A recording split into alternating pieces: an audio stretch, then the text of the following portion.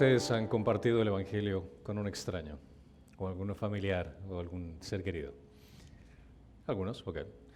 Es muy común, si es que alguna vez lo han hecho de una forma en la cual comparten el Evangelio con una persona que no conocen, y les hacen la pregunta, ¿cómo es una persona puede ser salva? ¿Cómo una persona puede llegar al cielo? Y se van a dar cuenta que una de las respuestas más populares de cómo obtener salvación es siendo una buena persona. La mayoría de las respuestas que nos dan es, tengo que hacer buenas obras, tengo que ser una buena persona para poder ir al cielo. Y la gente considera también que la religiosidad es el emblema necesario para la salvación. Es muy común que la gente que te diga, bueno, tengo que estar en los caminos de Dios. Pero cuando le preguntas qué significa eso, realmente no te dicen algo específico, así como que, bueno, tal vez ir a la iglesia todos los domingos, o qué, o sea, ¿qué significa eso? Y piensan que solo los ministros son los religiosos, los líderes, los pastores, o los que están en una iglesia, son los que están en los caminos de Dios y ellos tratan de igualarse. Pero tristemente, muchas personas que tienen este concepto acerca de la salvación, de obras, de ser religioso, de asistir a la iglesia por X o Y razón, lamentablemente no conocen lo que realmente significa ser salvo. Pero aquí lo que vamos a estudiar el día de hoy es cómo Jesús impacta con un mensaje opuesto al sentido común.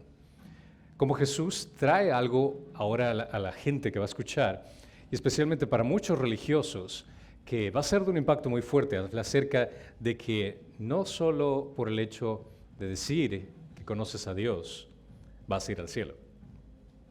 Al seguir el Sermón del Monte, Jesús sigue predicando a sus seguidores y continuamos con la tercera de las 4 advertencias finales de su predicación. Recuerdan que la primera fue acerca del camino angosto y el camino amplio que lleva el camino amplio que lleva a la perdición, el camino angosto que lleva al reino de los cielos. Y también advirtió después de eso acerca de los falsos profetas, aquellas personas que guían equivocadamente a la gente a un conocimiento de Dios completamente equivocado.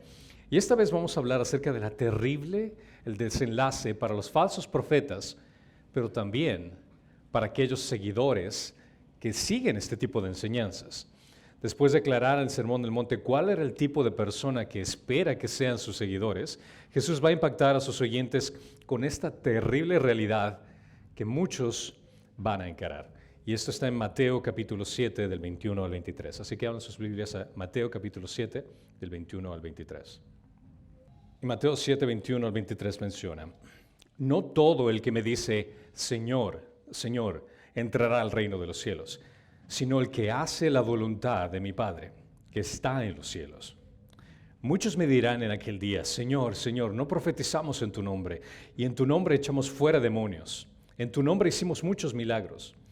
Y entonces les declararé, jamás os conocí, apartaos de mí, los que practican la iniquidad. Este es uno de los pasajes más controversiales y tristemente uno de los más mal interpretados por una falta de un análisis de contexto de lo que quiere decir. Se toma al extremo de la interpretación del legalismo religioso cuando el contexto del Sermón del Monte se encarga de destruir esta idea, que no se trata acerca de la religiosidad, se trata de un cambio interno de lo que ocurre en la persona. Y vamos a analizarlo por partes para poder entender qué es lo que dice aquí. Cuando inicia el versículo 21, no todos los que me dicen Señor, Señor, entrarán al reino de los cielos, sino aquel que hace la voluntad de mi Padre que está en los cielos.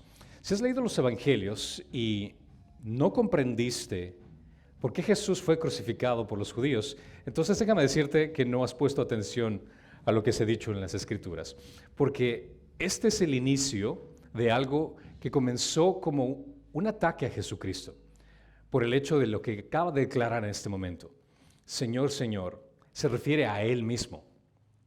Jesús está predicando a un grupo de personas que vienen a escuchar a un rabino, que vienen a escuchar a un maestro, y de pronto está dando estas declaraciones acerca de Él mismo, que Él tiene una autoridad que ningún otro maestro que ellos han escuchado las tiene.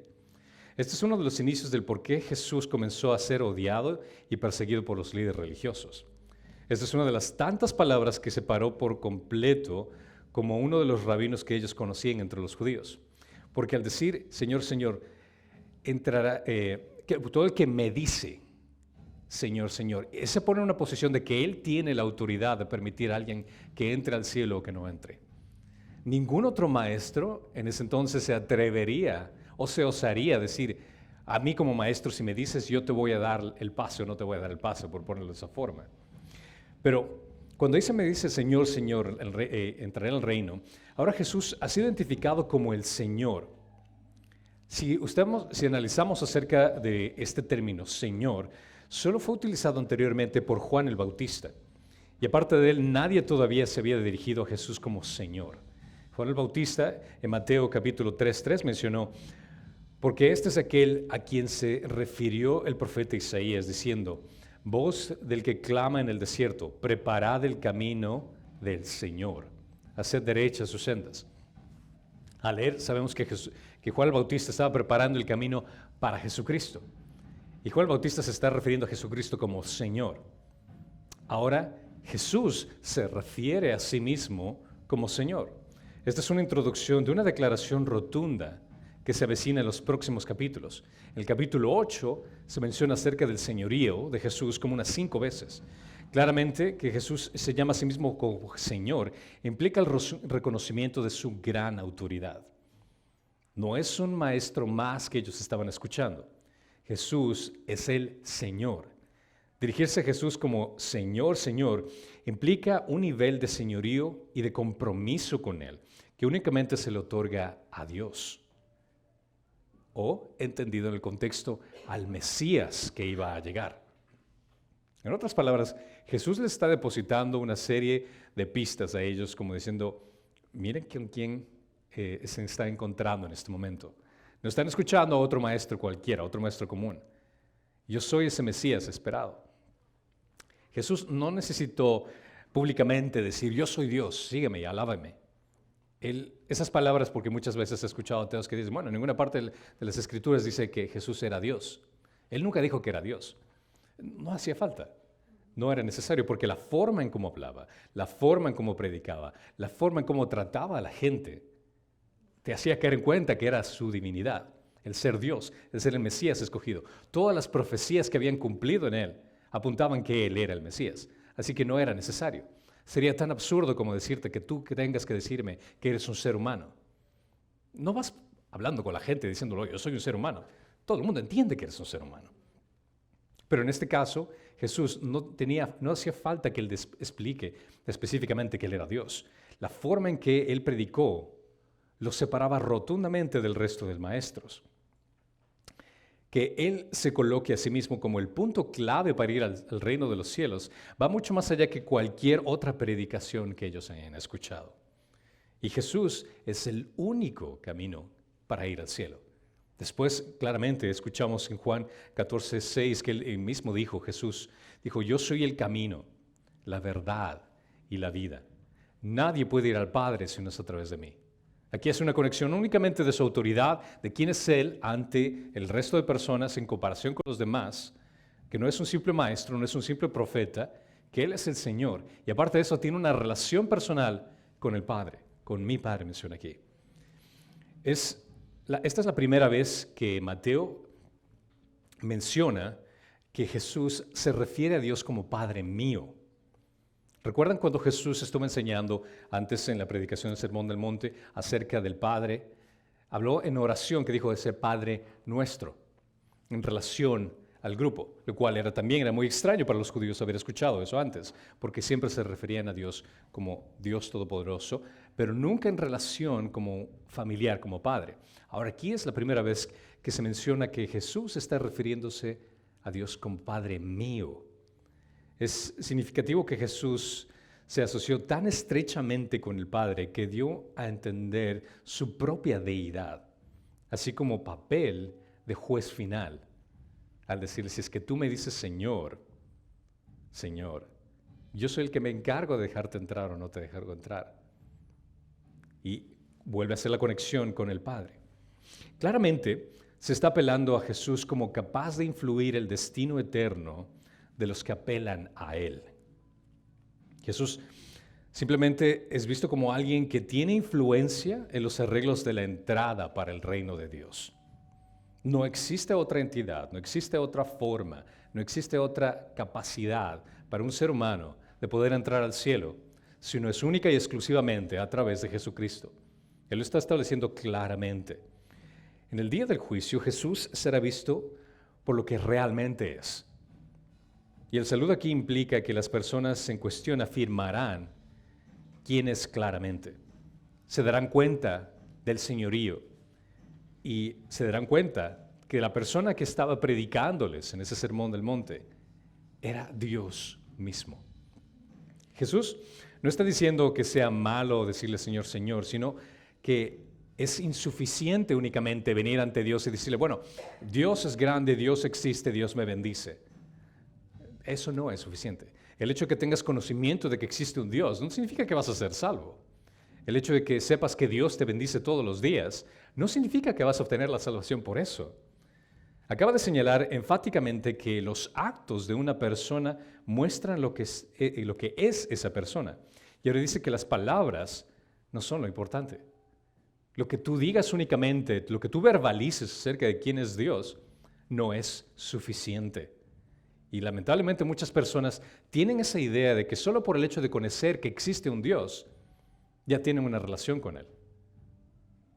Solo por el hecho de que van a la iglesia, piensa que ya tiene una relación con Él. Solo por el hecho de que oran todas las mañanas, piensa que ya tiene una relación con Él. Porque existe un Dios que los bendice y provee para ellos todos los días. Bueno, yo sé que voy a ir al cielo. ¿Por qué? Porque Dios me bendice.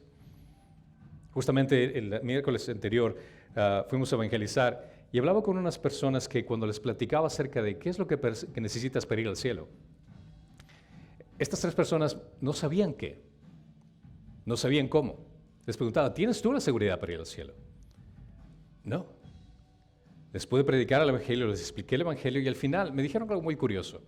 Me dijeron, bueno, es que no sí sabíamos esa información. O sea, es que nos capturó desapercibidos y no sabíamos qué se trataba. No, sabemos, esto nos han predicado antes, sabemos acerca de Dios, sabemos que Jesús murió en la cruz.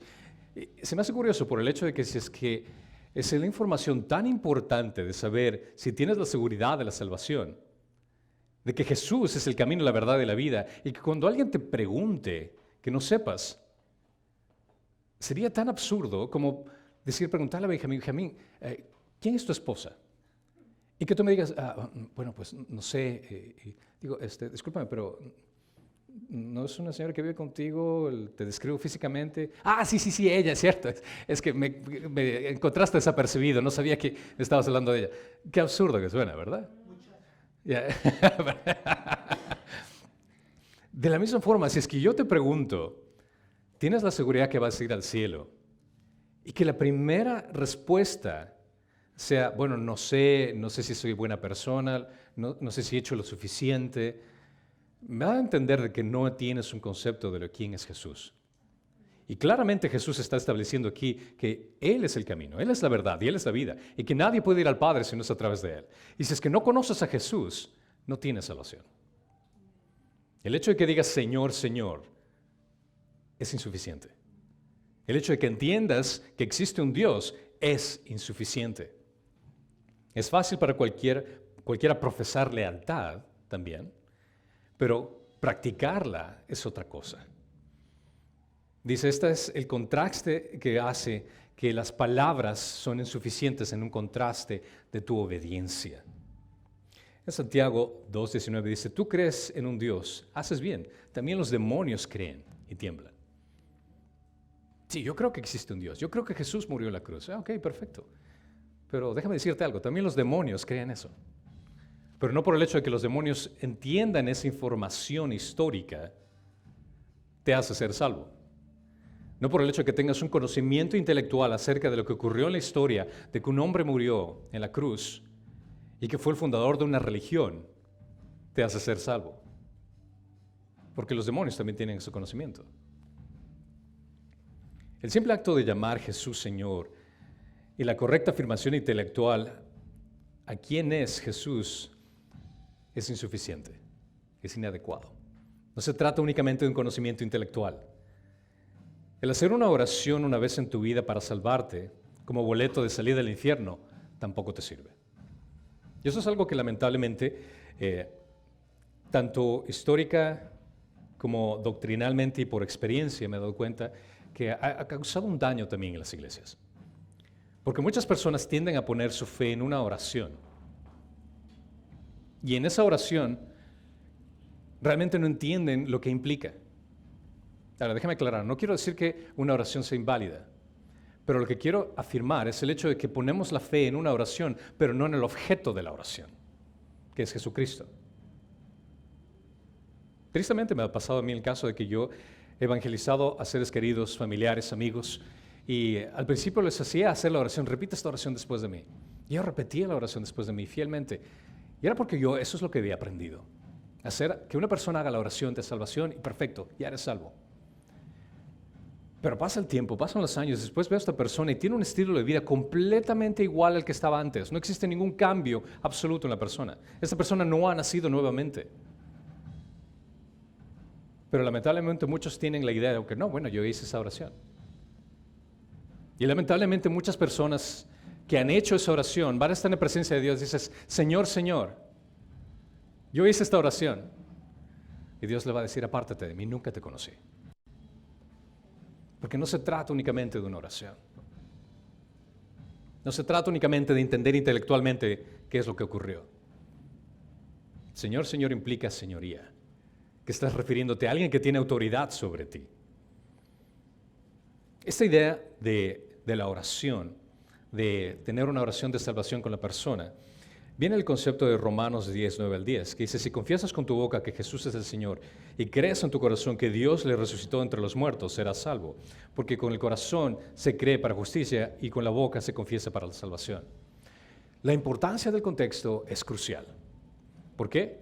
Porque si tomas este pasaje en el sentido de lo que ocurrió en ese entonces, el confesar a Jesús como Señor, si confiesas con tu boca que Jesús es el Señor, estás poniendo tu vida en juego. Estás declarando públicamente que tu autoridad viene a ser Dios y no César.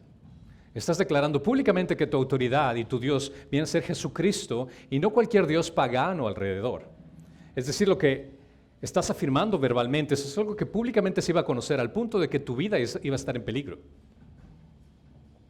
Entonces, el sentido de confesar con tu boca implica también el hecho de que tu vida iba a comprometerse no solo con Dios, sino con el mundo a tu alrededor. Filipenses 2:11 menciona, y toda lengua confiese que Jesucristo es el Señor para la gloria de Dios Padre. Nuevamente, el sentido de lo que menciona aquí va mucho más allá de decir unas palabras como que si fuera un arte mágico y te conviertes en un ser que nace nuevamente. No, implica algo que va mucho más allá de solo afirmarlo con tu palabra, sino de poner tu vida en una situación donde estaría en riesgo. Existe gran diferencia en lo que ocurrió en ese entonces y confesar que Jesús era el Señor a lo que aplicamos ahora de cuando compartimos el Evangelio con alguien y le hacemos orar y después le damos una estampilla de que ya eres nacido nuevamente, bienvenido al reino de Dios. Pero lamentablemente muchas personas se están confundiendo con eso. El corazón de lo que menciona aquí Romanos y Filipenses es el entender que Jesús es el Señor, que Él es Dios, que Él es la autoridad. Si tú confiesas con tu boca, estás afirmando algo que se sobreentiende, que en tu corazón estás afirmando y creyendo que Él es el Señor, que todo lo que hacías en tu vida pasa a segundo plano, que tu vida ahora le pertenece a Él, que Él es tu autoridad en todo lo que te pida, todo lo que tienes que hacer va a ser basado en lo que Él diga, no en lo que tú quieras. Ese es el contexto real. He visto varias veces en iglesias donde mal llamados predicadores presentan un evangelio muy aguado, que no tiene ni arrepentimiento, que no tiene ni siquiera que Cristo murió en la cruz para el perdón de los pecados, sino que Cristo vino para darte una vida feliz, un matrimonio feliz. Y muchas personas pasan y oran y, entre comillas, aceptan a Cristo, que por cierto no me gusta esa palabra aceptan, bíblicamente se reciben, porque nosotros no aceptamos a Dios. Dios es el que nos acepta a Él. Es diferente. No sé cómo decir, te acepto. No tenemos nada que ponernos en esa posición. Él es el que nos acepta. Pero mucha gente va con esa idea, sí, te acepto, Dios, viene a mi vida. Y va con la mentalidad, bueno, mi vida está bien, tal vez me hace falta un mejor matrimonio, una mejor vida, una mejor casa, así que te acepto en mi vida para que puedas alinearte a mis planes. Si tengo todo lo que necesito, mi vida está feliz, pero lo único que necesitaba es que tú te alinees para que mis planes estén mucho mejor, que todo lo que yo haga sea bendecido porque tú estás a mi lado. Es decir, yo estoy manejando, tú siéntate de pasajero y cuando te necesite, ahí tomas control. Esa es una idea completamente equivocada. Y esos son los tipos de personas que van a estar en el día del juicio diciéndole, Señor, Señor, yo oré la oración de salvación. Y Jesús les va a decir, apártate de mí, jamás te conocí. Y esos son el tipo de personas que van por la senda amplia. Esos son el tipo de personas que se dejan convencer por falsos maestros, falsos profetas. Por aquellos que se dejan hacer cosquillas en los oídos. El clamor no servirá de nada, dice Jesús, a menos que la naturaleza de una vida transformada lo respalde. Lo que importa es hacer la voluntad del Padre, no las palabras que profesamos.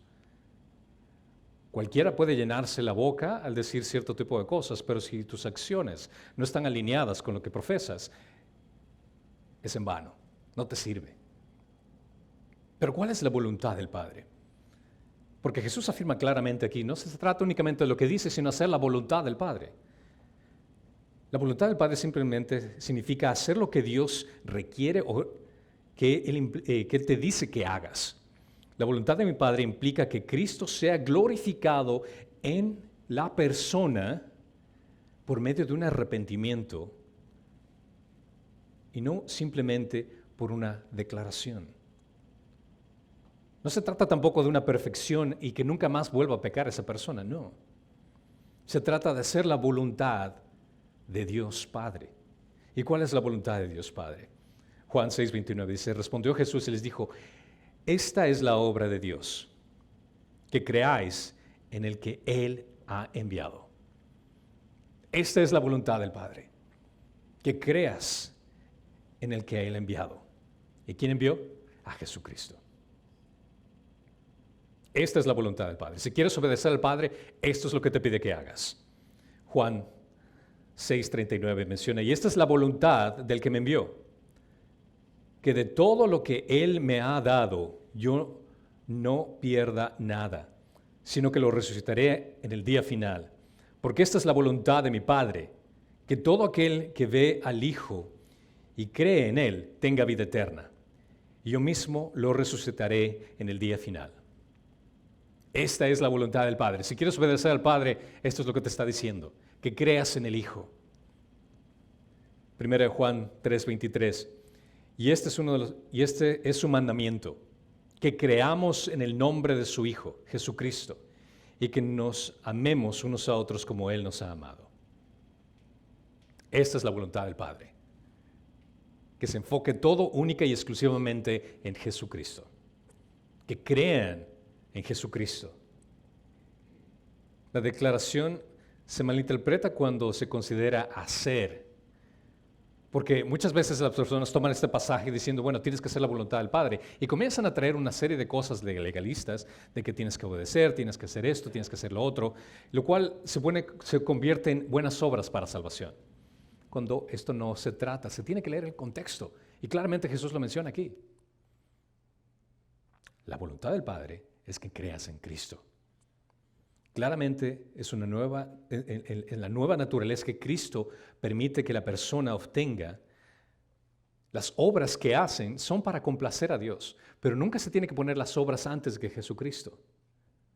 Cristo es lo que una persona necesita para poder tener una nueva naturaleza, y esa nueva naturaleza te va a otorgar la oportunidad para hacer cosas que van a complacer al Padre, para poder vivir en fe y en esperanza que complace al Padre. Pero si quitas a Cristo de la ecuación, todo lo que estás haciendo viene a ser simplemente obras.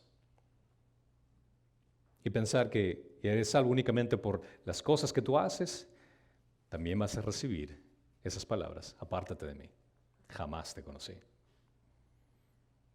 Tristemente muchos llegarán al juicio final con argumentos de su religiosidad, con argumentos de lo que han hecho en su ministerio, con argumentos de lo que han profesado.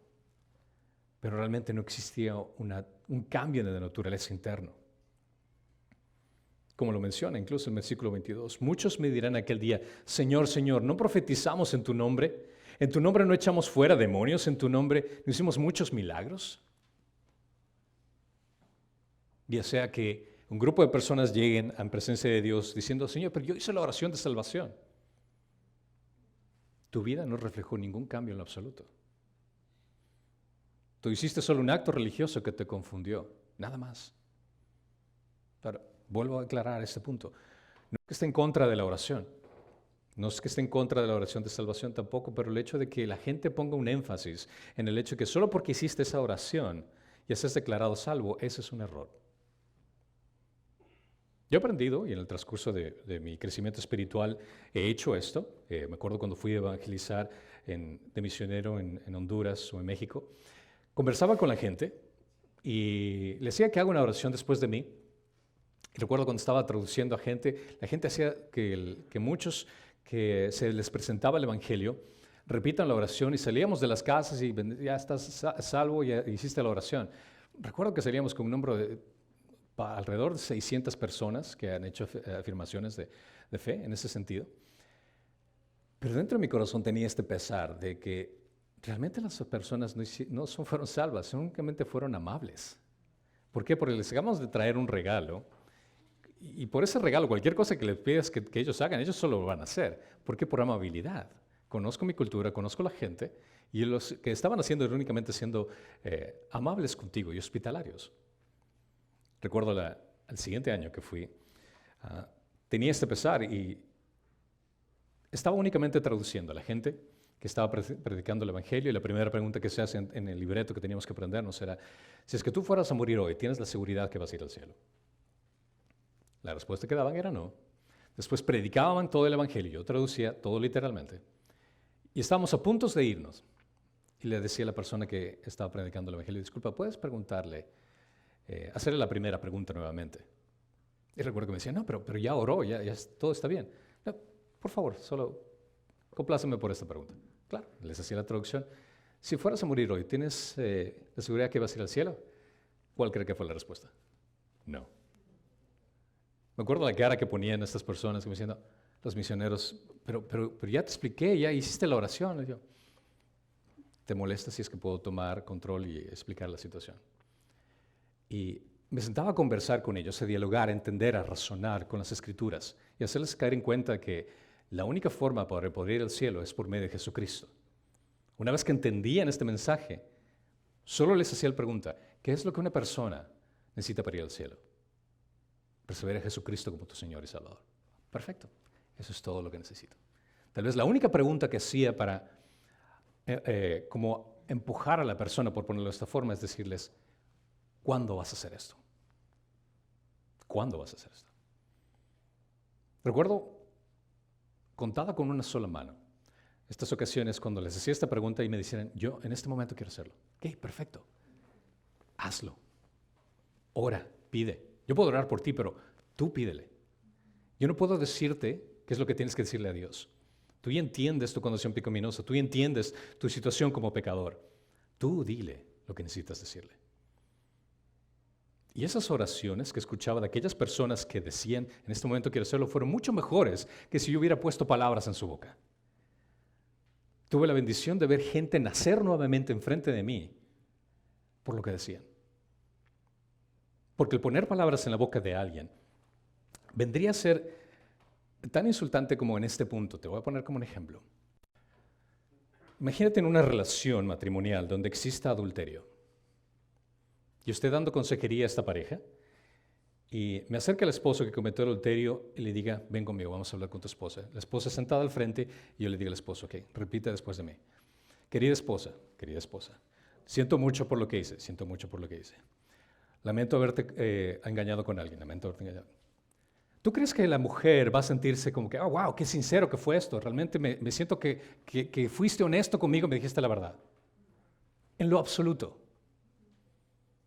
Lo que puedo hacer es decirle al esposo, lo que acabas de hacer fue atroz, acabas de destruir el corazón de tu esposa. Tienes que venir ante ella con un corazón arrepentido y demostrar nuevamente que amas y vas a hacer todo lo que sea en tu relación para restaurar esa relación. Te dejo ahí con ella.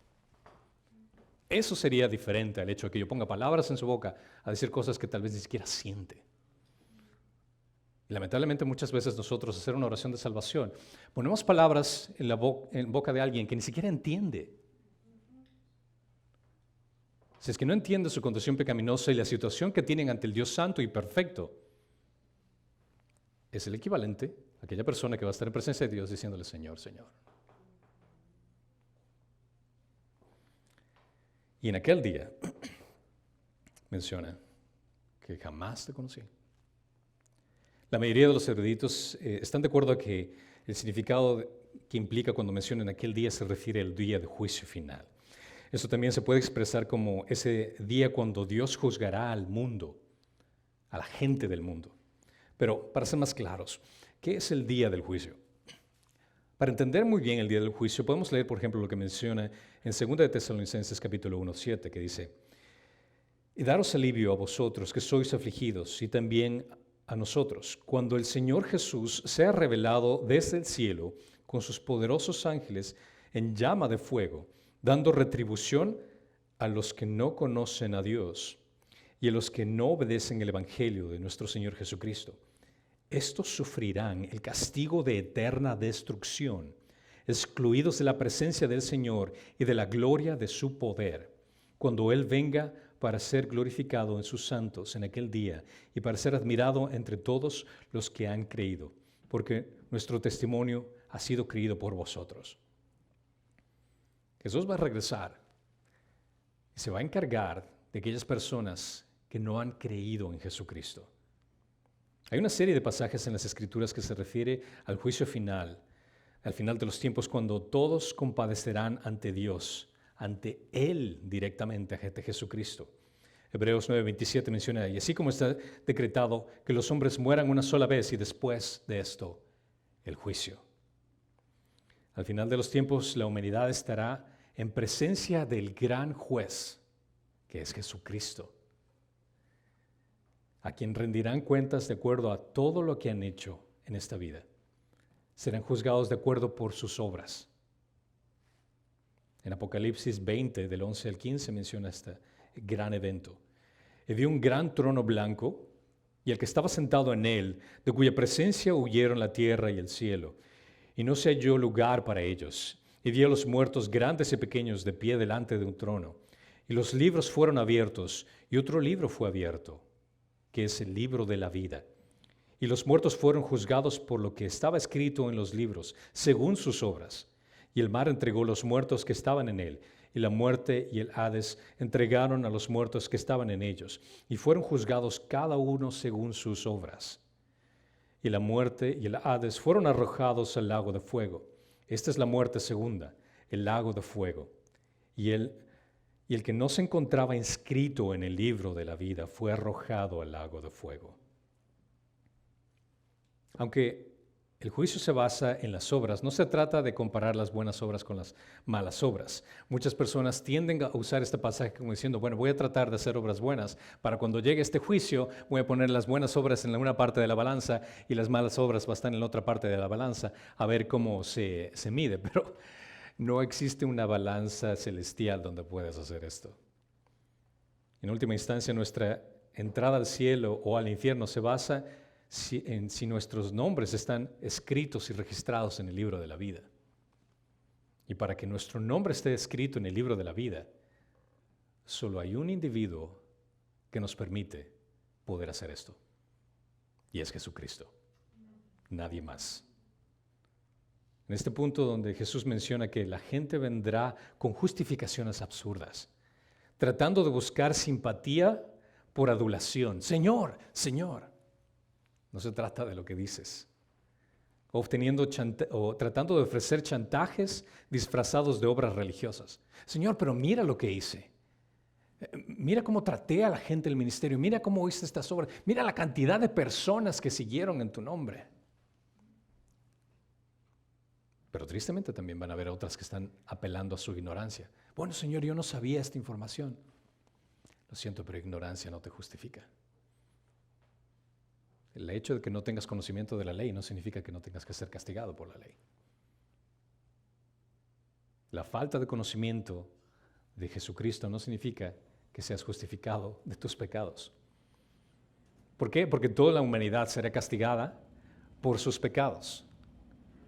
Cada ser humano que pisó pie en esta tierra tendría que ser enviado al infierno y castigado por toda la eternidad.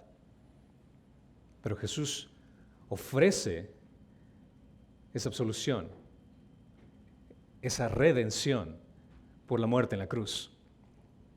Y aquellos que creen en eso, aquellos que recibieron este regalo de salvación, tendrán su nombre escrito en el libro de la vida.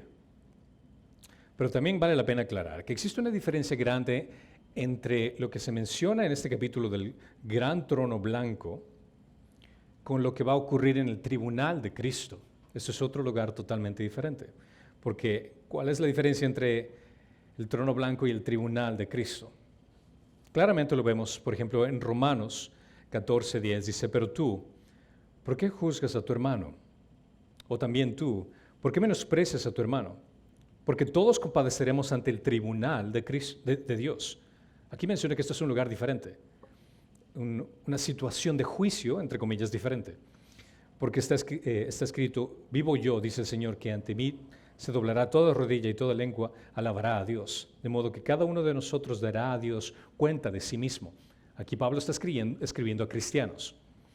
Nuevamente Pablo reitera en 2 Corintios 5:10, dice, porque todos nosotros debemos compadecer ante el tribunal de Cristo. Nueva mención, un lugar diferente, no es el trono blanco, este es el tribunal de Cristo, para que cada uno sea recompensado por sus hechos estando en el cuerpo, de acuerdo con lo que hizo, sea bueno o sea malo.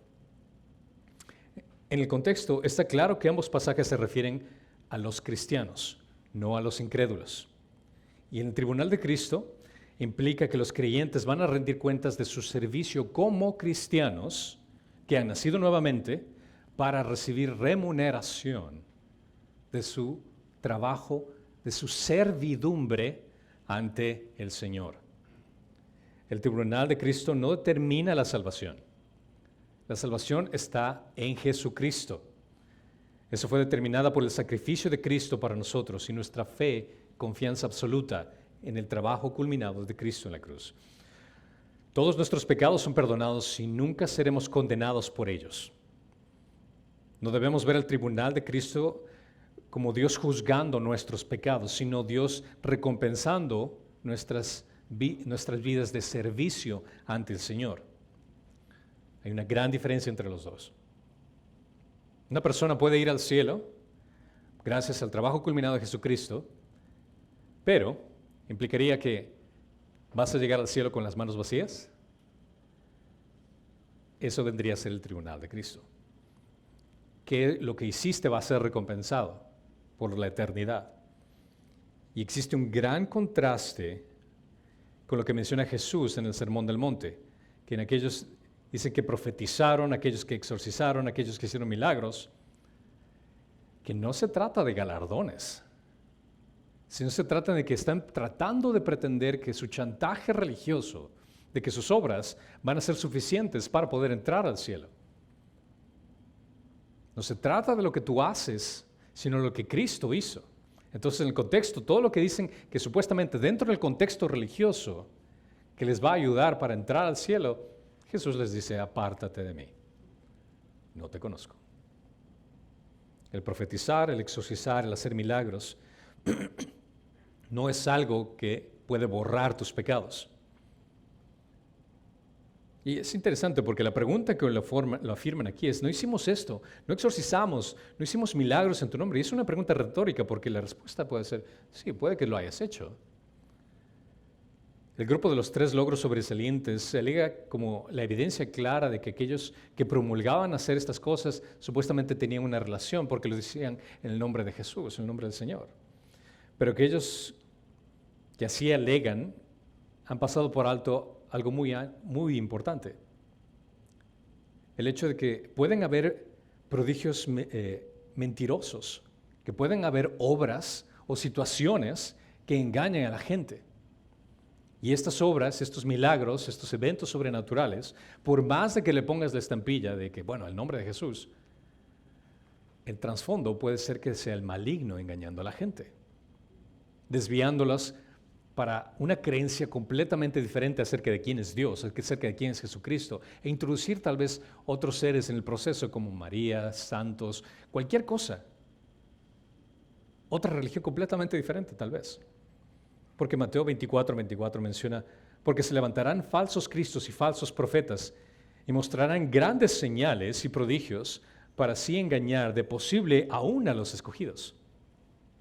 Es decir, que muchos cristianos incluso se van a dejar embaucar por este tipo de falsos milagros, este tipo de falsos exorcismos o cosas que suenan que están alineadas con Dios, pero realmente no fueron para dar la honor y la gloria a Él. Aquellos que han hecho ciertas cosas en el nombre de Jesús, pero sin su espíritu. Y esto es posible, hacer cosas en el nombre de Dios, pero sin el espíritu de Dios. Incluso Pablo le afirmó que esto era posible. En 1 Corintios 13:2 dice, si tuviera yo el don de profecía y entendería todos los misterios y todo conocimiento, y si tuviera toda fe como para trasladar montañas, pero ¿qué dice aquí? Pero no tengo amor, nada soy. Una persona puede hacer una cantidad de cosas impresionantes para el mundo y tener una cantidad impresionante de seguidores a su ministerio, pero si no tiene a Cristo, nada es. Nada es. En la actualidad, como aprendimos, hay muchísimas personas que se dejan engañar por ovejas que realmente son lobos disfrazados. Estos falsos profetas y predicadores que usan milagros, profecías en el nombre de Jesús, de que engañan a la gente haciendo cosas que sorprende a muchos. Y lo peor del caso es que, por ponerlo de esta forma, emboban a las personas a incluso hacer cosas ridículas en el nombre de Jesús. En África, por ejemplo, un pastor muy popular en África hizo que su congregación coma pasto o les hacía tomar gasolina. Te pones a pensar, ¿cómo es posible que alguien pueda llegar hasta tal punto de que algo tan absurdo como eso pueda ser aplicado por la congregación pensando que eso es algo alineado con Dios? Y es lamentablemente el engaño que se deja embaucar la gente que desconoce las Escrituras, que se deja engañar por falta de conocimiento. Estos actos impresionantes son descritos como tan asombrosos que engañarían, si fuera posible, a los mismos escogidos. Gente que va a eventos pensando que van a recibir un milagro de sanación. Gente que ve supuestamente personas que resucitan de la muerte, que supuestamente les sanan de enfermedades, cuando tal vez lo único que experimentaron en ese momento fue una alteración emocional tan grande que les hicieron pensar que estaban bien, pero en realidad solo estaban buscando esa alteración emocional. Pero eso sí, no se olviden depositar su semilla para que que tu fe pueda darte una mejor sanación, por supuesto. El contexto viene a ser cómo se beneficia a estos líderes en el proceso. La gracia llevará a un hombre al cielo sin hacer milagros en su vida. Pero hacer milagros nunca llevará a un hombre al cielo sin la gracia de Dios. Lo que Jesús está predicando aquí es el hecho de que el alegato del impostor por su profesión religiosa será rechazado rotundamente por su desacato al Evangelio. Aquella persona que cree ser cristiano y venga ante Dios, le diga Señor, Señor, va a ser rechazado rotundamente porque en realidad ha desacatado el Evangelio. He pensado que su religiosidad es suficiente cuando en realidad nunca ha sido transformado nuevamente. No tiene ese nacimiento espiritual. Las obras nos salvan. Y aquí específicamente Jesús está aclarando eso. No importa lo que tú hagas, así le pongas el nombre de Dios, te va a salvar. Esta enseñanza de Jesús no es de salvación por obras, como muchas personas intentan tomar este pasaje. El contraste no es el mérito y la gracia, sino la autenticidad de la naturaleza transformada de un ser que ha nacido nuevamente y no comparándolo con una simple religiosidad. Si las personas realmente confían en Cristo para salvación, sus vidas ya no serán egocéntricas, como la de algunos líderes religiosos que engañan a las personas por montones. La historia de la iglesia está repleta de ejemplos eclesiásticos de líderes que hicieron una expresión de llamar a Jesús Señor, Señor, pero cuya vida secreta, pecaminosa, su vida arrogante, su vida egocéntrica, hizo mofa de sus palabras. A Jesús nadie le va a engañar. Muchas personas aquí podemos confundirnos con aquellas estrellas o celebridades en los ministerios que asisten personas por miles, y gente puede ser engañada, pero a Jesús no se le puede engañar. Jesús no está diciendo que los obedientes se habrán ganado por la salvación, sino que la realidad de su fe quedará clara en sus vidas fructíferas para la gloria de Dios. La naturaleza transformada demuestra una vida transformada. Porque a los impostores farsantes, como son los falsos profetas, al igual que sus seguidores, tendrán que escuchar estas aterradoras palabras en versículo 23. Y entonces les declararé: jamás os conocí. Apartaos de mí, los que practican la iniquidad. No puedo pensar palabras más aterradoras que estas.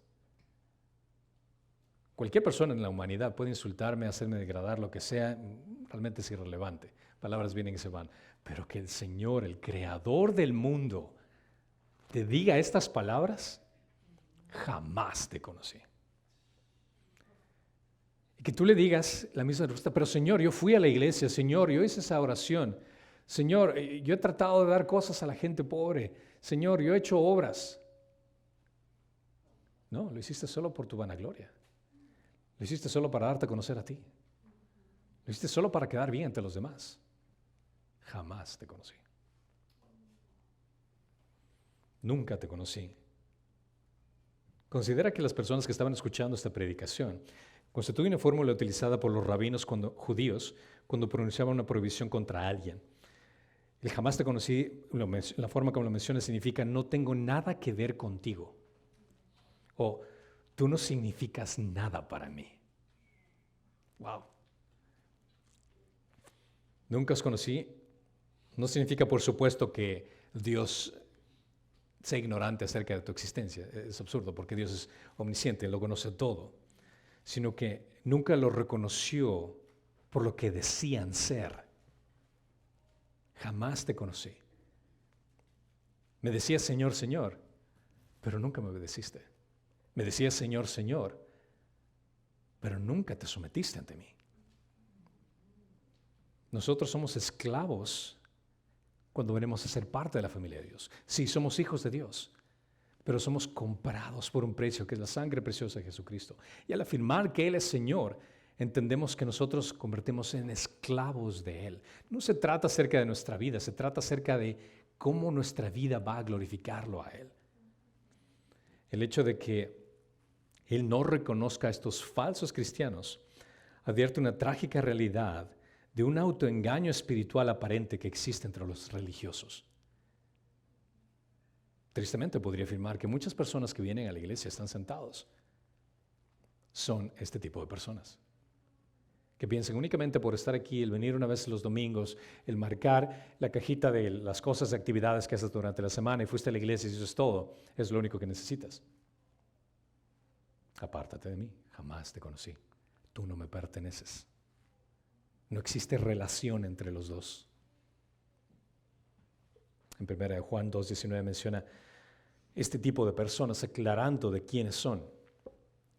Porque considera que estamos hablando de personas que afirman ser de la fe. Y dice, salieron de nosotros, pero en realidad no eran de nosotros. Porque si hubiera sido de nosotros, habrían permanecido con nosotros, pero salieron a fin de que se manifestara que no todos son de nosotros. Es decir, que en la iglesia vamos a encontrarnos con aquellas personas que afirman ser algo que en realidad no lo son. En la historia de la iglesia encontramos creyentes y pretendientes. Aquellos que pretenden ser algo que no son. Y claramente, incluso en las Escrituras lo afirman que esto es posible.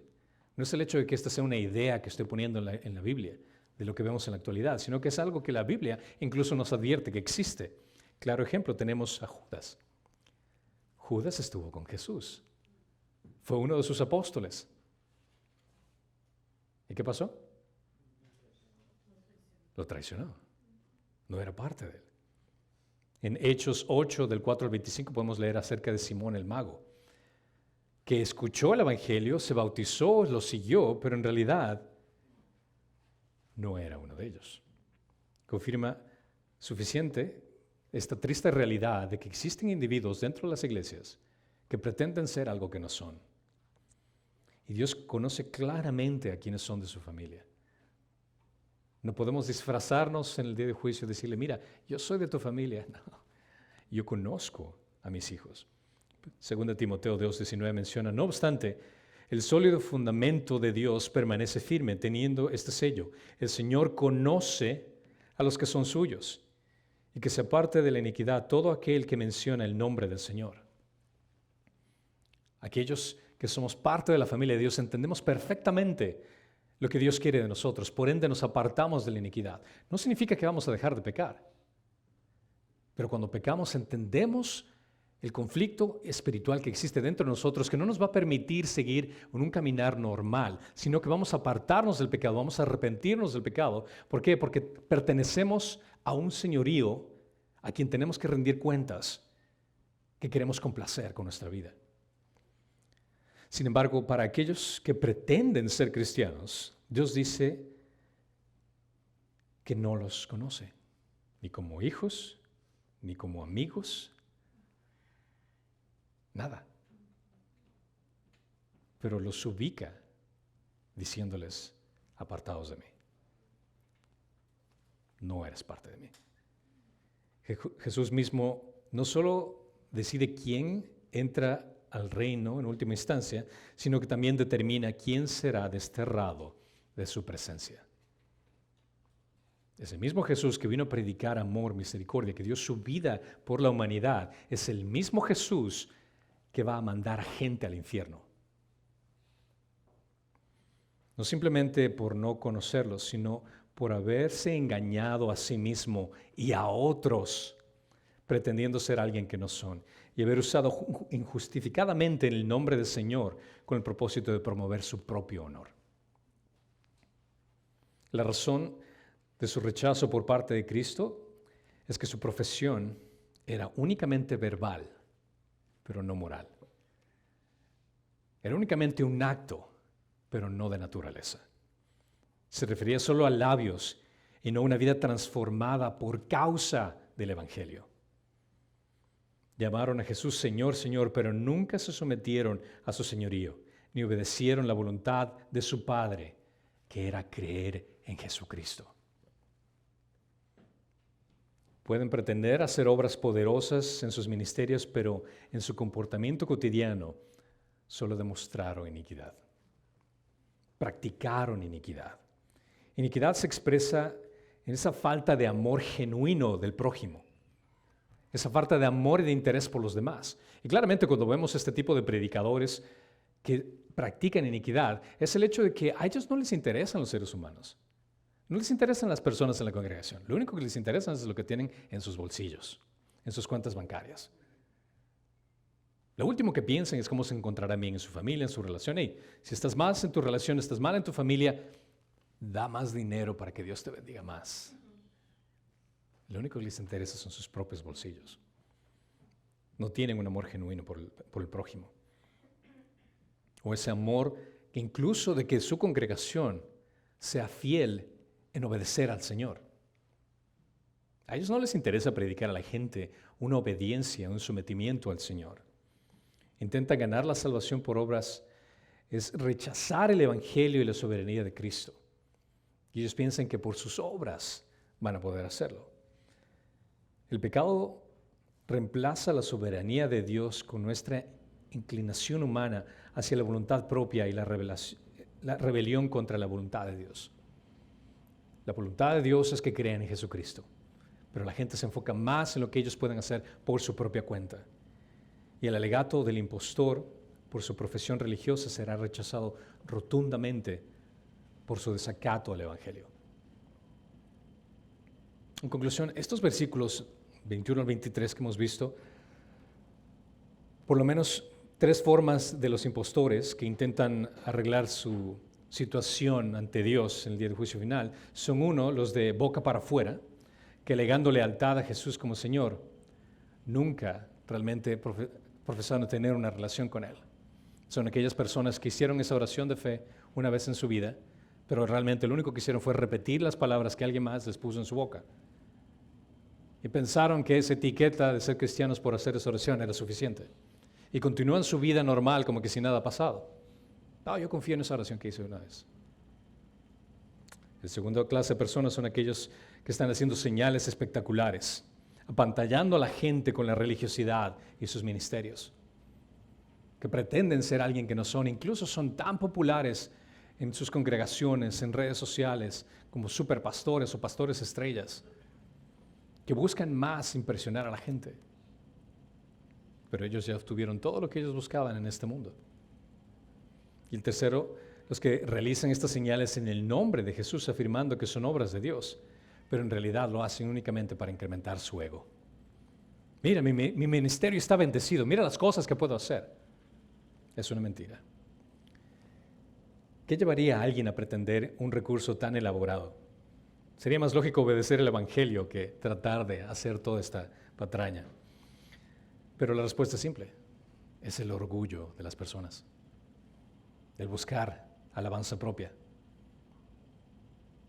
¿Por qué reveló esto Jesucristo? Porque ese es el problema que se iba a encontrar la iglesia primitiva, y ese es el problema que iba a pasar por durante muchos años, y ese es el problema que incluso estamos enfrentando hoy. La mayor bendición en la vida y en la eternidad es conocer al Señor personalmente, pero lo mejor es ser conocido por Él. De la misma manera, la mayor maldición es que se niegue esta relación o pretender tener una relación que no existe. El peligro de una profesión meramente verbal tiene consecuencias eternas. Las personas que Jesús está describiendo aquí, que confían en su salvación por una afirmación de credo de lo que dicen o acerca de Cristo, dice, porque claramente menciona aquí en el versículo 21, no todo el que me dice, después el 22 dice, aquellos días muchos me dirán, no se trata acerca de lo que dices, porque nuestro destino final se decidirá, insiste Jesús, ni por lo que decimos hoy, ni por lo que diremos en el último día, sino por si hacemos lo que decimos y si nuestra profesión verbal va acompañada de una obediencia moral por causa del Evangelio.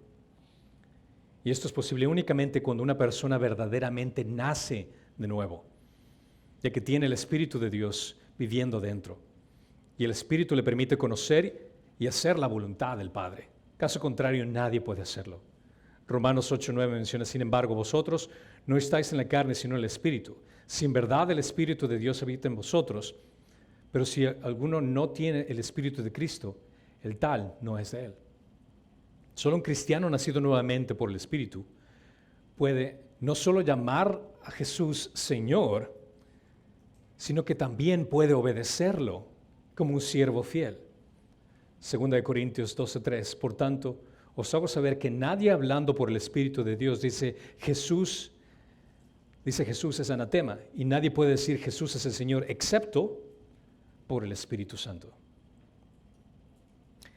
Entonces mi pregunta para ti es, ¿estás seguro de que Jesús te conoce? No se trata del hecho de que, o la pregunta que te estoy diciendo es, ¿conoces a Jesús? ¿Estás seguro de que Jesús te conoce? ¿Puedes ir con paz y seguridad al juicio final? ¿O estás pretendiendo ser alguien que no eres? Porque déjame advertirte lo que dijo Jesús, que si alegas algo que no eres, lamentablemente vas a ser rechazado rotundamente, porque no rendiste tu vida a aquel que dio su vida por ti. que es Jesucristo, que es el camino, la verdad y la vida. Y nadie va a poder ir al Padre si no es por medio de Él. Amén. Padre Santo, Señor, tú eres el único que va a traer convicción en nuestros corazones, en nuestras vidas. Y te pido, si hay alguien que está escuchando esto, que ha pretendido ser alguien que no es, que sea tu espíritu que traiga ese remordimiento en su corazón y que venga de rodillas ante ti con un corazón arrepentido, pidiendo perdón por todos sus pecados y confiando única y exclusivamente en tu sacrificio en esa cruz. Padre, transfórmalo por completo, hazlo nacer nuevamente para que pueda darte honor y gloria en todo lo que hace. Y Padre, para nosotros que somos parte de tu familia, que tú nos has redimido, no permitas que el enemigo nos haga inútiles. No permitas que el enemigo nos haga tambalear. Y que lleguemos, Señor, te pedimos, a tu presencia con manos llenas de todo lo que tú nos has pedido que hagamos en obediencia, para glorificar tu nombre, para exaltarte, Señor Jesús, y para escuchar no las terribles palabras que lamentablemente algunos van a escuchar de apártate de mí, sino aquellas hermosas palabras que anhelamos escuchar. Bien hecho, mi siervo fiel. Gracias, Señor, te damos por darnos el privilegio de llamarte Señor y Salvador. En Cristo Jesús. Amén.